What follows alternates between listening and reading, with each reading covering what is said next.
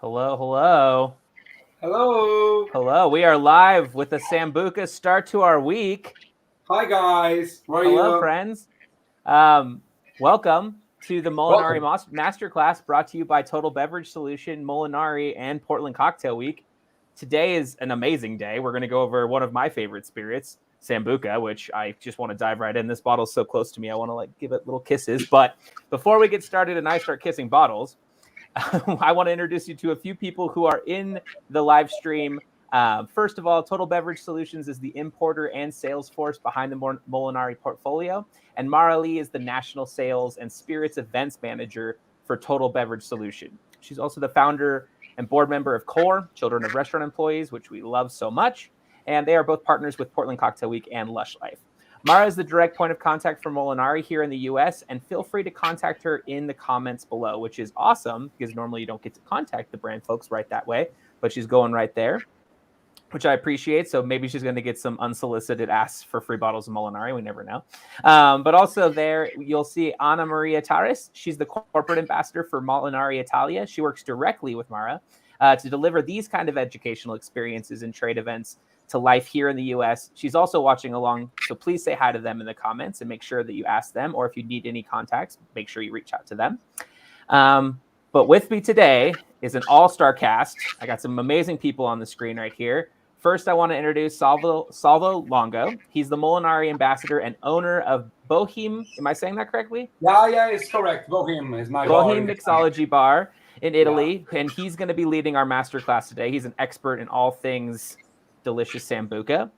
And then we also have two bartenders who we selected to join us for the tasting. We have Margie Mack and we have David Evans. Margie is a native New Jersey bartender. She's a local live music enthusiast, which I am also. Appreciate that very much. And a vintage glassware obsessor. I don't know if you see their little tableside setup, their sexy little Sambuca scenario, which I love very much.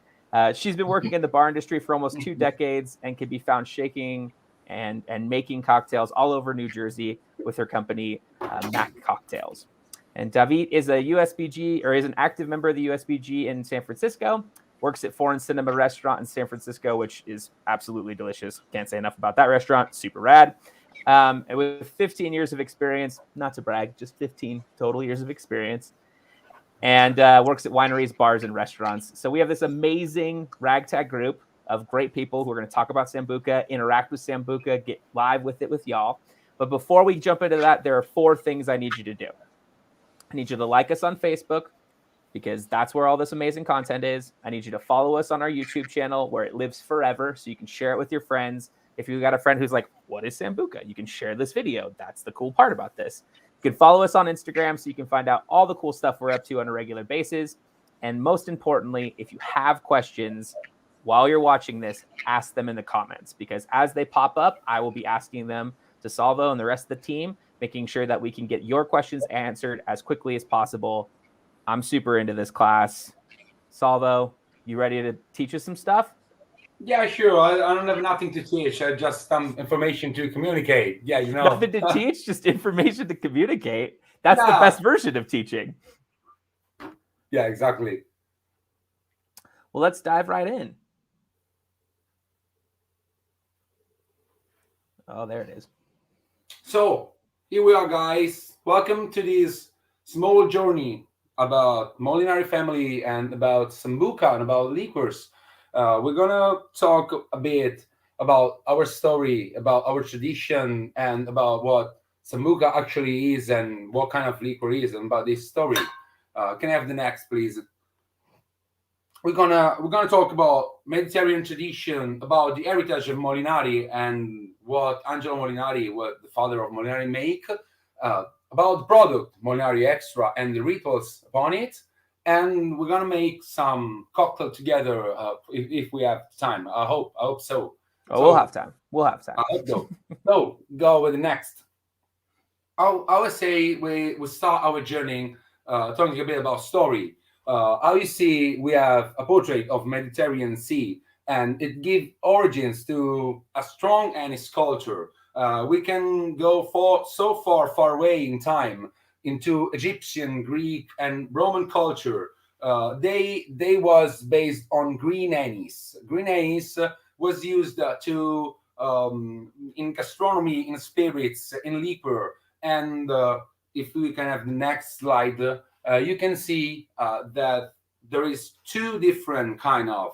We have a dry anise and sweet anise, and in the Mediterranean Sea, any culture brings its own recipe of anise. We have Misra in Italy, we have Ozo in Greece, we have Iraq in Syria, Libya. But on the other side, we have the sweet liquor. They bring a bit of sugar, and we have Sambuca in Italy, we have Anisette in France, we have Pastis in the same place, and then we have Anis Dulce in Spain. So how can you see? We have so many different products in the Mediterranean Sea, and there was no connection with this different kind of culture, but they developed, everyone developed their own kind of recipe. Can I have the next, please? Here we have the father of the Molinari family. Here is Angelo Molinari. He was a very eclectic person because he was a perfect liquorist producer. He was a bartender, and he based his production of Sambuca in 1945 in Civitavecchia, near Rome. It's a near city near Rome, and is a port city, so a lot of people pass through. And being a very skilled liquor distillery and having a lot of knowledge about flavor, he developed his own recipe about Sambuca, and he based the recipe on anise flavor. In the slide that we got, you can see three different photos. In the first, we got Mario Molinari, that is, I was saying, was a bartender, so is like a modern mixologist. So he mix a lot of flavor. After that, we have the second photos that make you see Angelo Molinari in his first distillery in Civitavecchia, and the next photo is the shop that was connected to the distillery. And here you got the other liquid that he prepared, and in front of it, a lot of Molinari bottle. And he focus his recipe on star anise. If you got next, I can make you see the difference between the two kind of anise. The first one is the green anise, and is very common in the Mediterranean. But Angelo Molinari focused on the second kind of anise, that is the star anise. They are very, very different kind of plant because the second one is a tree. It's an evergreen tree. Can I have the next slide, please? Here we go. It's a evergreen tree, and the key of the Molinari recipe is this ingredient, star anise. It's a medium-sized evergreen tree, nothing from the South American. And I've never seen a star anise tree. It's beautiful. Yeah, it's very nice. I've never seen the tree. I've only seen the stars. Yeah, the tree is we developed to grow in the Mediterranean Sea because it's very common, and the fruit is the things that you see mostly because it's very common and you normally use. But Angelo Molinari decided to take this spice to focus his liquor upon this fruit. And how can you see it have a strange characteristic? The fruit consists of eight carpels, or 8 to 12 carpels, and inside of any carpels we got a seeds. That shining seeds is the point of the fruit, and over there we got all the aroma, we got all the meaningful feeling of anise. The aroma is anisette-like, I would say, but is more agreeable, and the taste is sweet and very, very aromatic. Can I have the next, please? Now, here we have a portrait of what for Molinari family he is, because actually that's the third generation of the Molinari family. We have Inge, Mario, and Angelo, and they still work on the company. They have a role in that, yeah, and they are the third generation, and they are the owner of the distillery and also of the recipe, because we have some secret about the recipe. If we go on, I make you see the establishment that we have in Italy. They have four different establishments in Italy. The first is the one in Civitavecchia, and is like the original one, the one that Mario Molinari made in 1945, from when everything was started. So is the base of the Molinari family. After that, we got Colfelice, that is the second distillery that we produce, and is the biggest place where we produce the most part of the Molinari. And after that, we got Sorrento and Nima. In Sorrento, we make limoncello di Capri, and in Nima, we make our grappa, and you can find this product in our portfolio. Now, after that, if we go to the next, we can talk a bit about the meaning of what Sambuca is, because we're talking about Molinari, but Molinari is a kind of liquor, and the name of this liquor is Sambuca.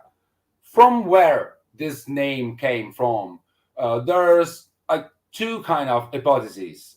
The first one is very far in history, according to the Arabic word zammu, and which was related to a concept of placement aroma.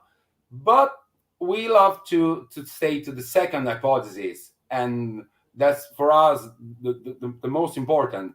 A long time ago, there was a figure called Sambuchelli, and Luigi Manzi, that was the first producer of Sambuca in 1851 in Civitavecchia, gave the name to this liquor according to this kind of guys. They was just water carriers, and they go around in the city just bringing water and anise.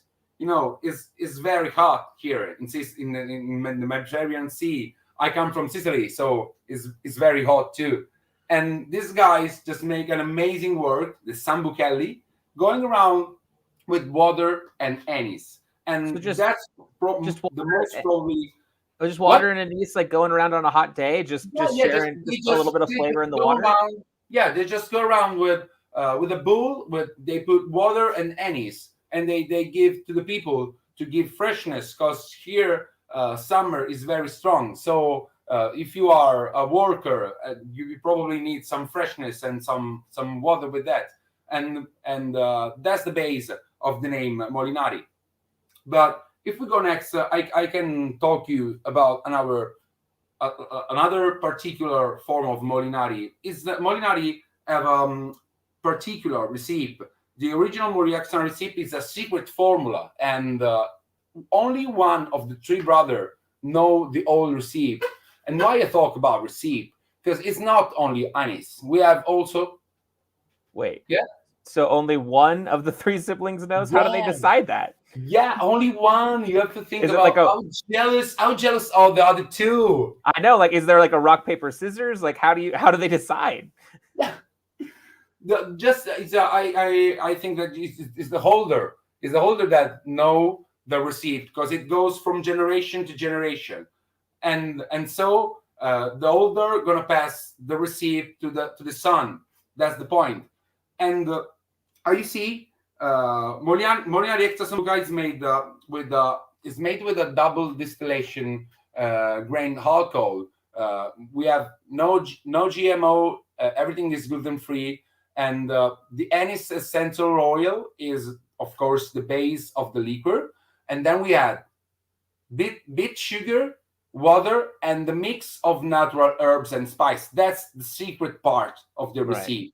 There's secret part, and that's the point that give a difference between the other kind of sambuca, because it's not only anise. You have also an aromatic bouquet around that give you different flavor. It's not only anise. Can we go to the next, please?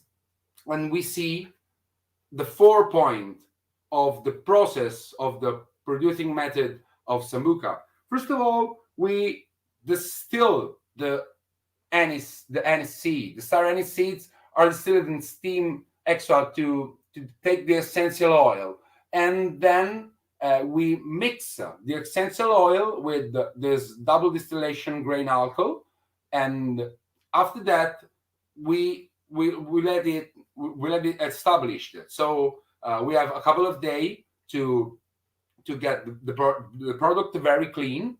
After that, we combine the natural spice, and the secret recipe that I was talking about with a selection of sugar syrup, and we add sweetness and aroma.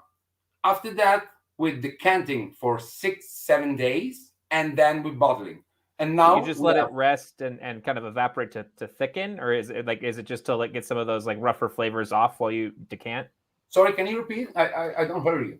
When you're decanting, is it for the process of just to let some of those rougher flavors evaporate, or what? Why, or is it decanting for 7 days? We're just decanting for 7 days for the color, because all the small part goes to the down, so the product became completely clear, and also for the flavor.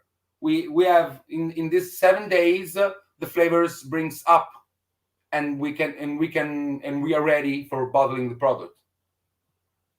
Awesome. Okay. And now, in my opinion, we talk about Molinari, but we don't drink. So if you want, you can pour a bit. You're absolutely right. It's 11 o'clock where I'm at, so you gotta start your morning with a little Sambuca, right? So we pour a bit of Sambuca. After that, we open the bottle. You immediately feel the strong flavor of Sambuca. Hi, Margie. Hi, Davidus. That smells like morning to me. That smells like morning right there. Yeah. Is it weird that I want to smell like Sambuca? Like I would personally like if people were like, "Oh, Michael, that guy who smells like Sambuca." I wouldn't hate that one bit.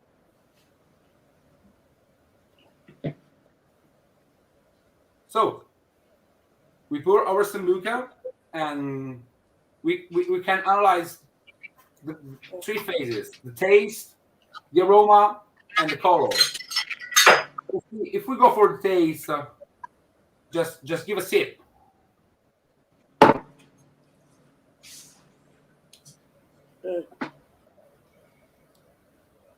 What do you think about it?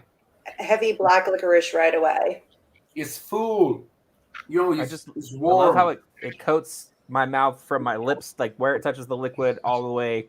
It's just so oil rich that my palate is just coated. Yeah, it's very full. Super viscous. What do you think, Davidus? Yeah, exactly. It's very coating, and it's super long finish. So you pick up on other flavors as you breathe over your mouth. Yeah, it's nice. It's nice just to try to understand what's the flavor inside the secret recipe. I always go thinking about licorice, about cumino, about grapefruit. There's a lot of aroma that brings out. Of course, the first is anise, and you got that strong persistence of anise, but it's not the main. And you can understand smelling the product. The aroma is not only anise. When you smell the product, you see that you got a bouquet, a different. You have other spice. Something vegetal, for sure. Yeah. Definitely vegetal in there. Yeah, you agree, Margie? And I actually love the persistence of the product. When you take a sip, it stays a long time on the palate. You got a very long persistence. And another point is the color. Mm-hmm. It's completely transparent, and that's for the distillation. Because when we distill the essential oil, we just clarifying everything, so it's everything perfectly clear and very nice. I give another sip. I like the slight swirl of like the oils and sugars in there. Yeah, it's got long legs. How it even sticks to the side of the glass is cool. Yeah. And it gets like a peppery, like that after kind of gives you that nice warm pepper. Like pink pepper. Yeah, it's nice.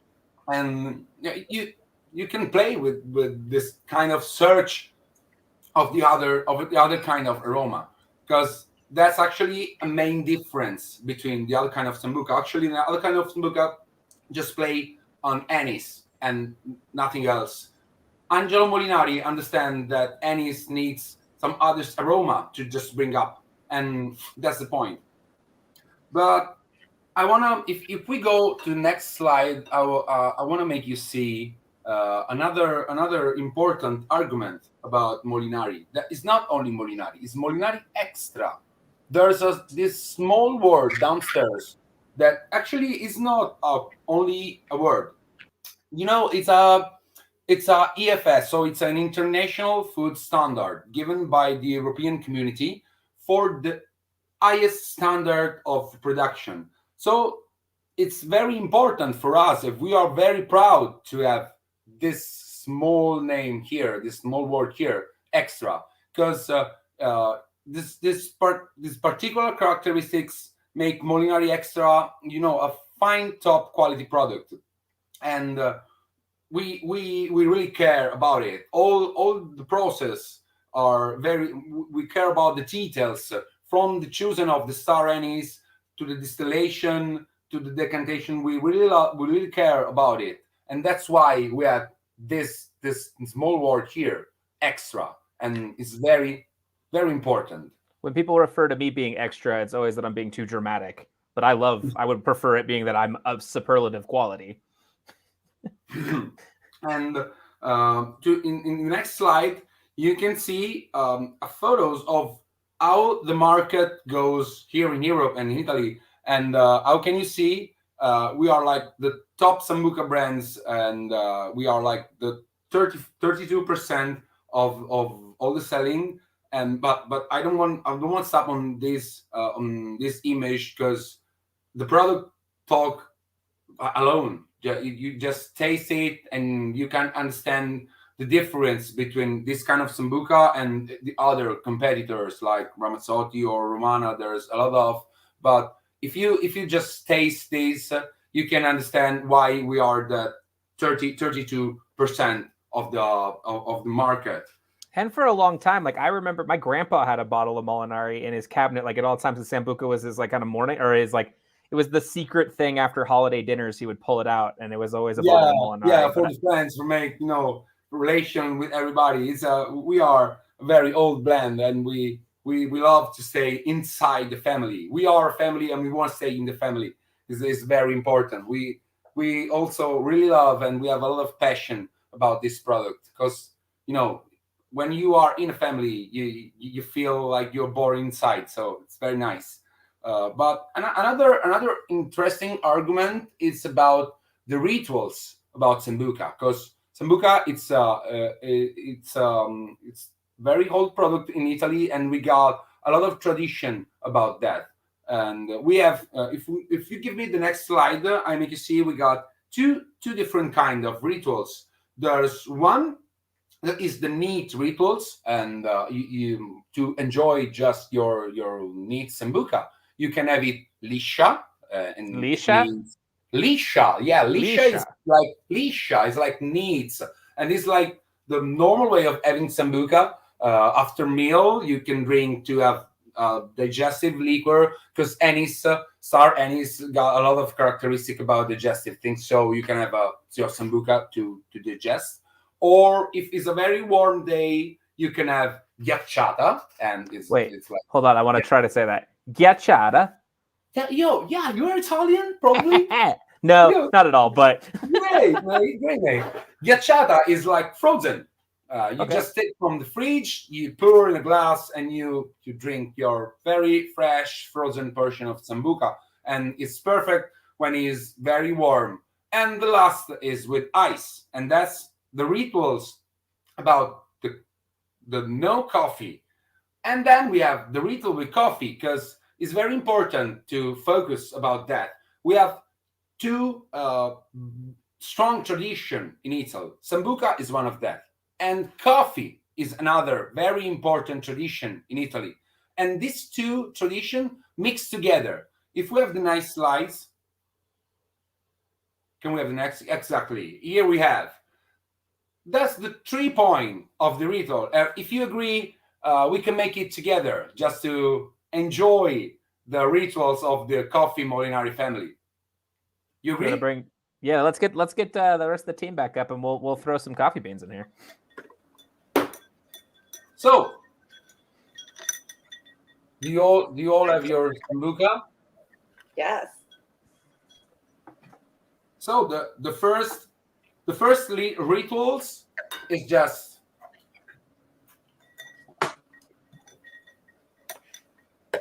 a shot of Sambuca, nice version of Sambuca, and then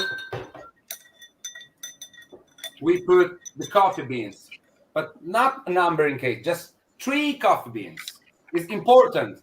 They have to be 3 because we really care about this. It's a symbol. It's a symbolism. It's about health, about happiness and prosperity. You know, we are Italian. We are very traditionalist, and we love this. Just a few superstitions here and there. Yeah, but it's beautiful. So you just take 1 for health, 1 for prosperity, and 1 for happiness. If you want, you can also warm a bit the coffee beans to explain to give you more coffee flavor. After that, Really good idea. just mix a bit. I knew somebody who used to put the 3 beans in their hand and blow in their hand before they put it in there to warm them up. That's the point. If you do like this, you brings up the flavor of the coffee, and then you put in the glass. That's the point.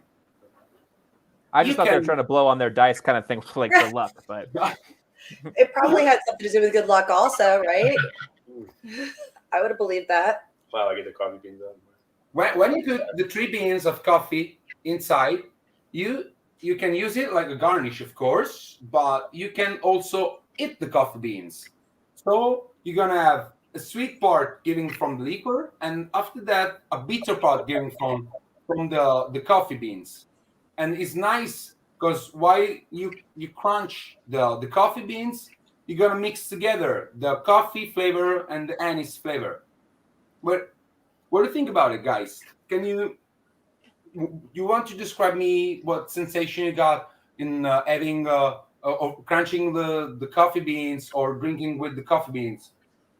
Definitely got more coffee than I've ever gotten from having the beans Yeah, this time around. yeah. With this particular Sambuca, like I've had it with Romana and not even noticed, but with this, I was like, it smells warm and coffee. Yeah. yeah, I mean there's just such natural bedfellows, the coffee and the star anise. It's like they play together so well, but I didn't bite into mine. I didn't want to crunch right into my microphone because I didn't want everyone to get that full sensory experience. But I definitely have done it in the past, and I love that feeling. It is a nice little pick-me-up, too. There is a lot of direct caffeine that goes into your body when you do that. Also, there's a nice balance of bitterness and sweetness. Yeah. To kind of counter the sweetness of the Sambuca, the bitterness from the coffee bean kind of mellowed it out a little bit.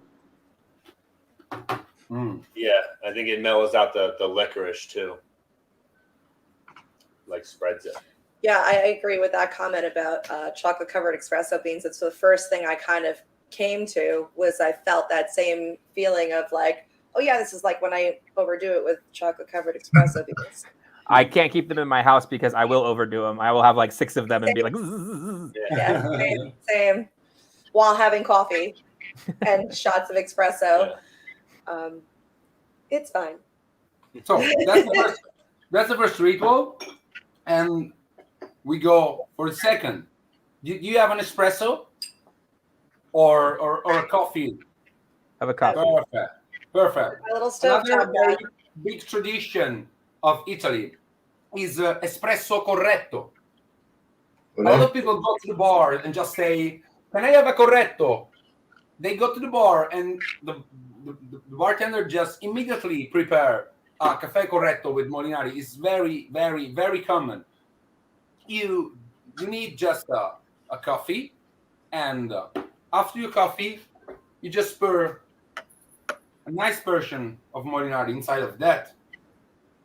How much Molinari do you put in your just like regular shot of espresso? Like, is it like an ounce or? Yeah, the perfect portion is an ounce. Okay.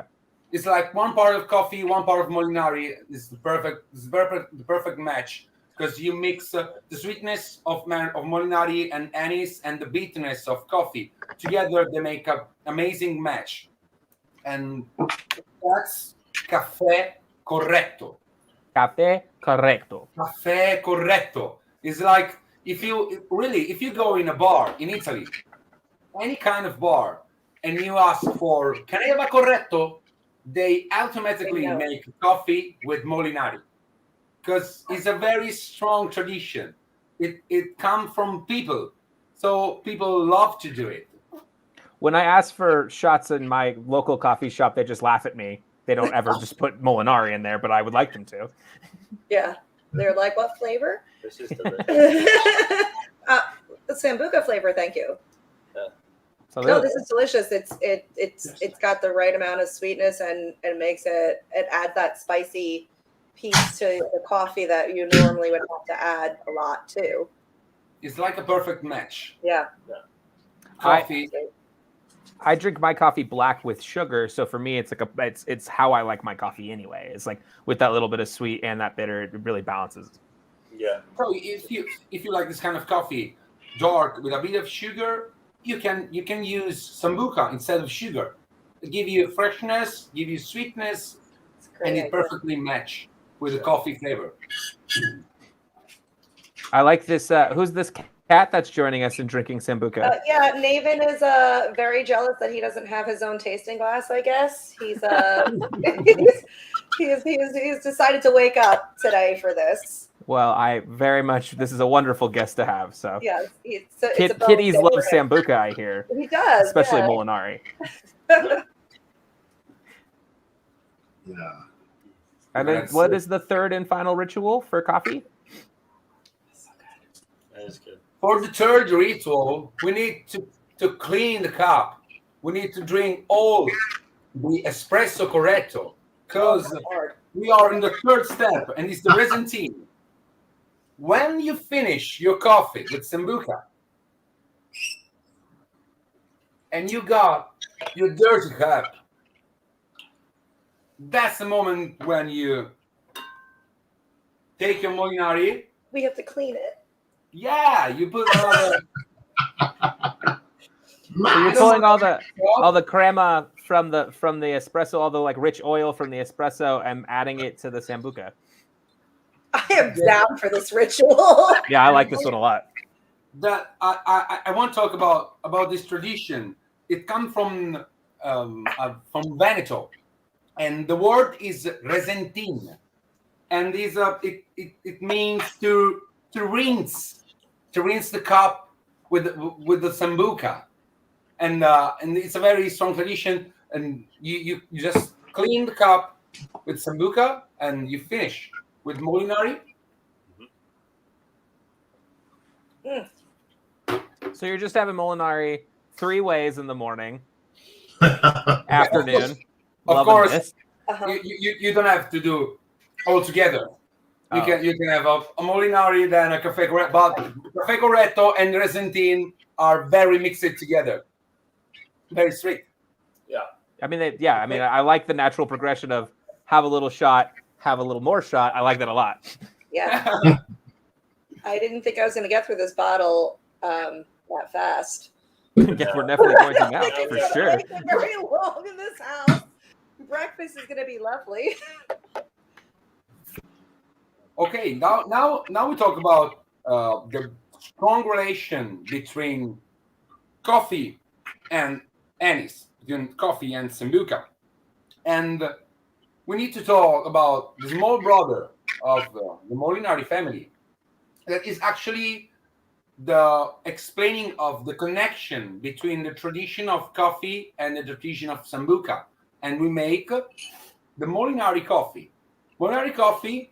If you give me the slide, I can make you see the characteristic of this liquor, and we love to say that it's like a pre-batch caffè macchiato. It's like if you have in your bottle coffee and Sambuca, mix it together. Of course, it's not the same person, but you have the very strong. It's a coffee liqueur where you have a very strong flavor of coffee mixed with the base of anise and herbs. Molinari Cafe get its rich and dark color from a blend of 100% Italian roasted Arabica beans from Guatemala and from the Dominican Republic.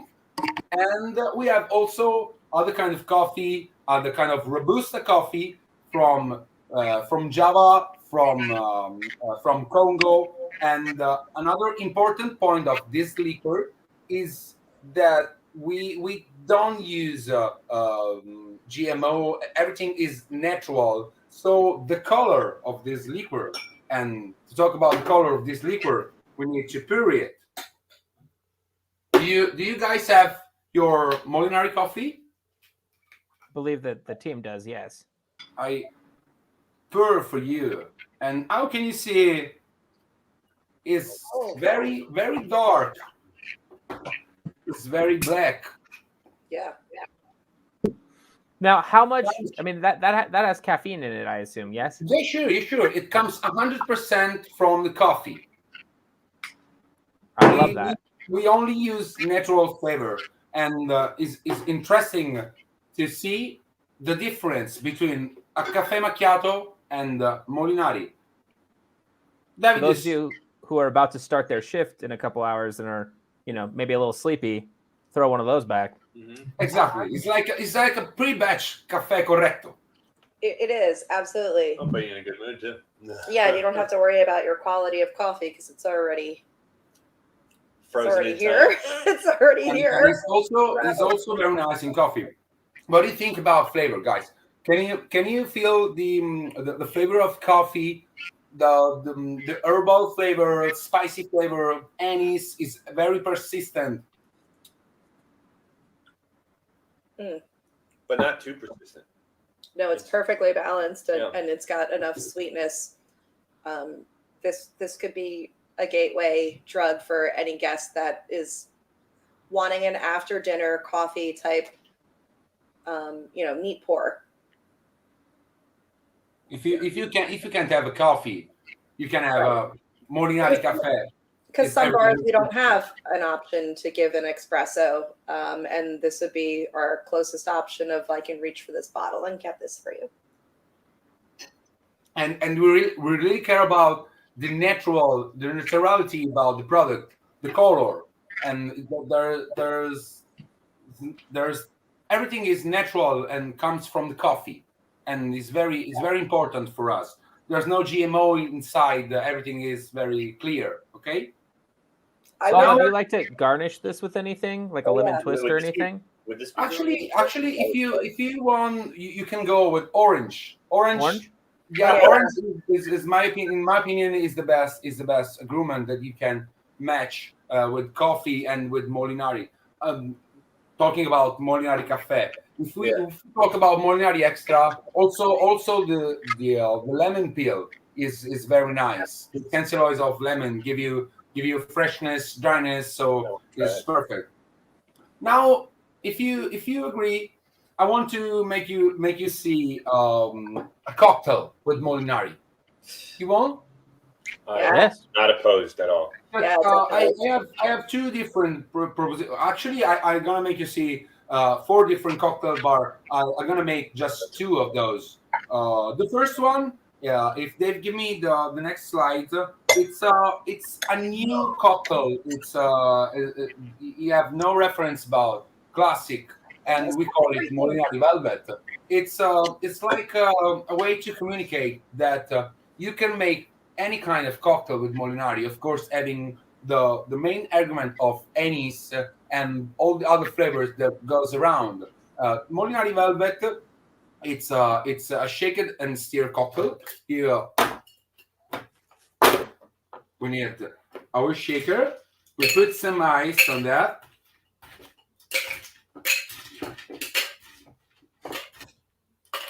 Okay, and then to have this cocktail, we need some beetroot juice.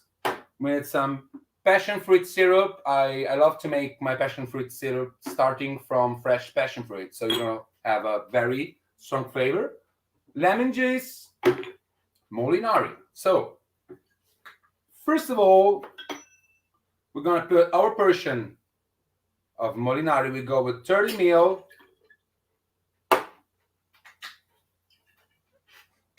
And then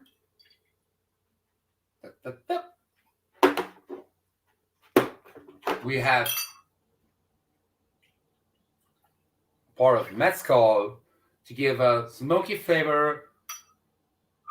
A bit more than enough.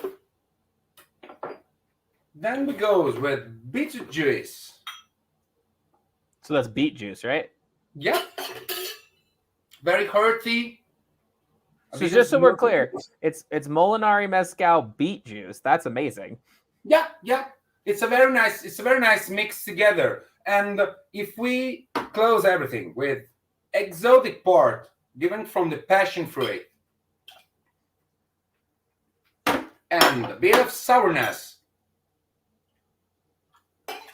given from the lime juice, we just need a bit of salty water. I love to use seawater, and you can easily find in the market. But if you don't have seawater, you can make your salty solution using water and salty. Then we just put a couple of drops of Angostura orange, and there we have it. Now we need nice shake.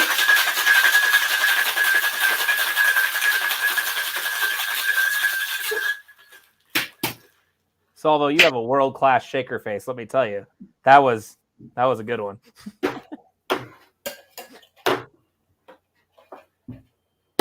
A Collins glass with some ice inside.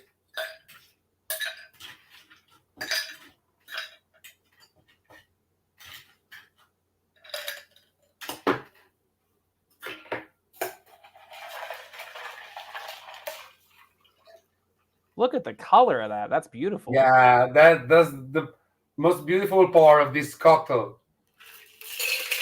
It's a very bloody cocktail. Look at that. Very bloody cocktail, you said. Yeah, it's very red, and the taste is very characteristic because you got hearty flavor, fresh flavor, salty flavor. That's a new age cocktail, and. I know that you don't have it, but I give a sip for you. I mean, I'm going to be making this because these flavors together are blowing my mind. I definitely will be making this cocktail this afternoon. Really, guys, just try it. It's a very, very nice combination of ingredient. Beetroots, anise, mezcal by base that give you smokiness, and passion fruit. It's a very, very nice mix. Yeah, you can also play with a bit of chocolate if you want. If you want to have something sweeter, or with more Angostura. I just use Angostura orange in this cocktail to give citrus flavor. But you can, if you want something a bit more bitter, you can play with Angostura. I hope that you're gonna try this cocktail. And I 100% am gonna try. I mean, you had me at beet juice, passion fruit, but adding the Molinari, love this idea. It's very nice, and of course. It's I love to call it a new generation cocktail because there's no classic recipe about that. After that, I give you another drink, very, very simple. If Dave give me the next slide, we have the Molinari Tonic. That is like very easy, very fast, and actually very, very refreshing. You're just gonna need to pour 40 ml of Molinari inside your highball glass. A dry tonic and a slice of lime juice. That's the first way you can do it. That makes so much sense to me because I love coffee and tonic. I love espresso and tonic. It makes sense that these flavors would play well together. Perfectly. But if you love to drink coffee and tonic, you can easily make without lime juice. You can make Molinari, coffee, and tonic. It's a very interesting match. That's a fast cocktail that you can make. You can easily make in your bar, and you can make this version of the cocktail using the base of Molinari, or you can make a Tristan Classic having a base of spirits and just a small portion of Molinari just to have a anise flavor. Or are you saying with the coffee, So you make Molinari, a bit of coffee, tonic water upstairs, and it's a very nice cocktail, and I really love it. You can try. It's a very refreshing drink. After that, I give you another classic drink, very easy to do it, and is the Molinari Sour. If they give me the next slide, you can see that Molinari Sour. I give you the recipe with the base of Molinari, but again, you can play with any kind of spirits and make a twist and classic, playing with whiskey, with gin, with mezcal, with vodka, wherever you like. So if you have a customer that really love the anise flavor, you just base your sour using 45 ml of Molinari Extra, and after that you're gonna use 30 ml of lime juice, egg white, and then you shake and you garnish with 3 coffee beans. Of course, Lime juice. That's interesting. Instead of lemon, I like that. Yeah, you know why? Because lime juice, it's a bit more sour than the normal lemon juice, and it's a bit more aromatic. And in my opinion, it have a bit more feeling with the natural herbs that goes around the concept of anise in Molinari. Because Molinari is not only anise, but we have also the aromatic herbs and the infusion of spice up around it. So lime can have a bit more sour sides and a bit more, it match better with the aroma that goes around the anise flavor.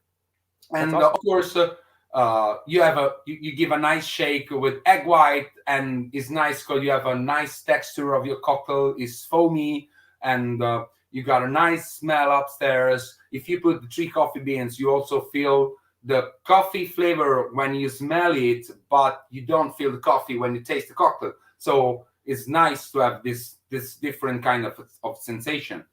And at least I want to make you try a twist of a classic cocktail that is the Espresso Martini. I really love to make Espresso Martini, and you can make a twist of it. Just a second. I'm sorry, I just take my shaker. And you can make this classic cocktail. And we in my bar in Catania, Bohème, we just serve our Espresso Martini using this twist, Molinari Espresso Martini. The classic cocktail is based on vodka, a coffee liquor, and espresso. If you change the recipe using Molinari Cafe instead of coffee liquor, you're gonna have a twist on a classic espresso martini, very easy twist on a classic espresso martini, but completely different than the classic one, because you can mix together the flavor of anise and the flavor of coffee. If you agree, I'm gonna prepare for you. Can I? Please. Yeah, thank you. I insist. I mean, I'm a little jealous I can't be there to drink it, but you can make a small travel and come to Catania to taste it. Yeah, I'll just hop on the plane right now. So I was saying, eyes on that, and then here we have our Molinari Cafe. We put 30 ml of Molinari Cafe.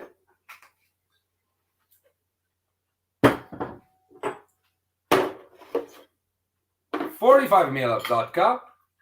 That is the portion of the original recipe of the Espresso Martini. And then we have 30 ml of espresso, fresh espresso. Here we have.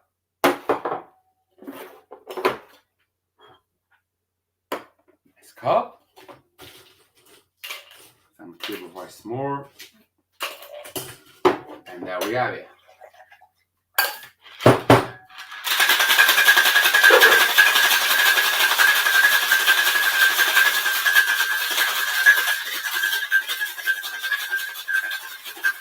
That guy can shake. Let me tell you what, that guy can shake. how can you see I gave to this cocktail a very long shake? Why I give it? Because one important characteristic, in my opinion, of the espresso martini is the foam. So if you give a nice shake with your espresso, you're gonna have a nice foam on it.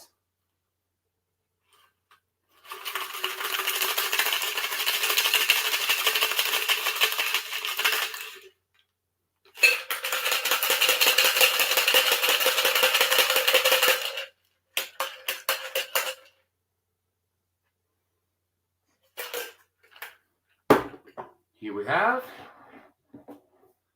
and then you take 3 coffee beans. Three Remember, coffee beans. 3 coffee beans. We always use 3 coffee beans. You put upstairs in a foam, 1, 2, and 3. And here we have. How can you see? I got masses. When you have an espresso martini. Do I have to twist mine up too, Salvo? Is that? Oh, That's what we need. The foam in your masses. you just got to get It's in there. very, very important. Got The it. foam of an espresso martini with Molinari is like the main argument. You just gave a sip. Get Look that at it. going. I'm gonna start growing my mustache into my lip just for that purpose right there. Yeah, it's a very, very nice sensation, guys. So, just try your espresso martini with Molinari Coffee. And I also want to tell you that is interesting to try with both the ingredients. So, if you have Molinari Cafe in your bar, you just use 30 ml of Molinari Cafe and 30 ml of coffee. If you don't have the Molinari Cafe and you want to make a twist of espresso martini with the normal Molinari Extra, you can have 20 ml of Molinari and you put a bit more coffee than the classic recipe. So instead of 30 ml of coffee, you go with 40 ml of coffee to have more coffee flavor. And you're going to have the same, more or less, the same cocktail, and it's very refreshing and very nice. It's a nice twist on classic that you can give to your guest. That's I'm awesome. so sorry, Michael, that you can. I mean, I'm very jealous right now, but I will be having an espresso martini with Molinari in my near future because that sounds delicious. Also, I'll be sending you a picture of my beard covered in foam, just for your own edification. So well, very good. Thank you guys for being here with us in our journey in Molinari. I hope you take some information and you don't waste your time with us. And I hope you're gonna wanna try our cocktail with Molinari. Oh yeah, we're on it. Yeah.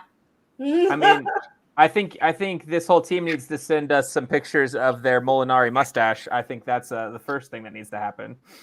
It's the key. If you make a Molinari espresso and you don't have the foam on your mustache, it's a wrong Molinari espresso. It's the wrong one. Yeah, it's wrong. You need a very big foam. It's important. Somebody has to send me a mustache.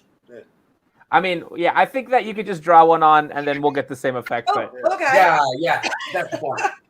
well, before we sign off here, I think we get to give away an espresso machine.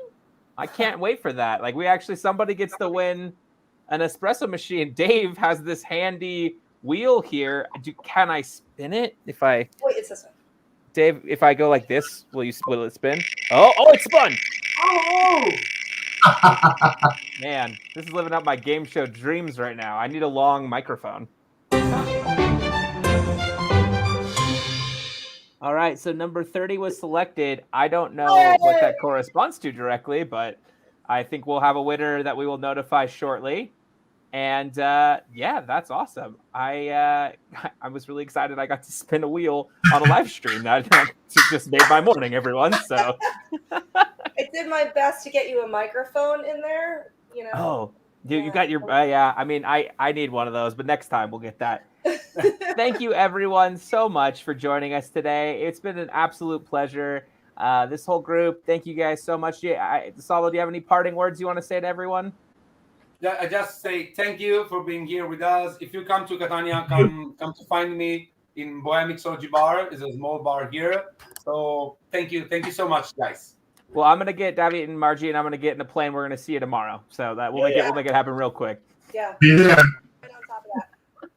Thank you, everyone. And as always, please make sure that you like and subscribe to the Facebook, the Portland Cocktail Week Facebook.